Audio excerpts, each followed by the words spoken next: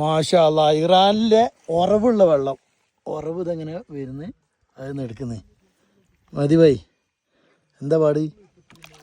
പക്ക കുടിവെള്ളം അത് 100%. Spring water പക്ക തണുപ്പ്, വെള്ളത്തിന്റെ കറക്റ്റ് ടേസ്റ്റ് ഉണ്ട്. മാഷാ അല്ലാ, പ്യൂരിഫൈ, പടച്ചോന്റെ പ്യൂരിഫൈ, നാച്ചുറൽ തണുപ്പ്. ഇതാണ് നമ്മളെ മഹദി അമീൻ. എന്താ കോഴിക്കോട്ടിലെവിടെ? പറമ്പിൽ ബസാറുള്ള അമീൻ ബ്രോ ആണ് നമുക്ക് ഇറാനിൽ വന്നപ്പോൾ ഒരുപാട് ഹെൽപ്പ് ചെയ്ത ആള്. നമുക്ക് ഇങ്ങനത്തെ ഒരു അനുഭവം തന്ന നമ്മളെ മുത്ത് മഹദി അമീൻ. എന്താണ്, സുഖല്ലേ? നാട്ടിലൊക്കെ ചോദിക്കുന്നുണ്ട് ഇറാനിൽ ആരെങ്കിലും മലയാളികൾ ഉണ്ടോന്ന്. നമ്മളെ സുഹൃത്ത് തന്നെ ഉണ്ട്. നമുക്ക് ആൾക്കാരോട് ഇത്രയും കാലം പറയാതെന്താ അറിയാമോ, അന്നെ ഇവിടെ വന്നിട്ട് കണ്ടിട്ട് ഇവിടുത്തെ ഉള്ള കാര്യങ്ങൾ പറഞ്ഞു കൊടുക്കണം അല്ലേ? ഒരുപാട് സന്തോഷം. നമ്മളൊരു സുഹൃത്താണ്. ഞങ്ങൾ ഇറാനിൽ വരുമ്പോ എന്തായാലും കാണണം എന്ന് പറഞ്ഞിട്ടുണ്ടായിരുന്നു.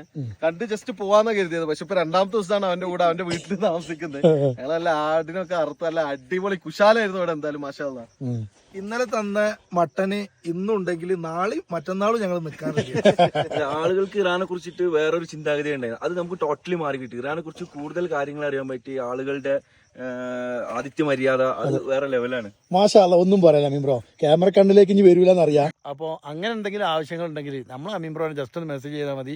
എന്തായാലും ഇറാൻ വേറെ ലെവലാണ് കേട്ടോ.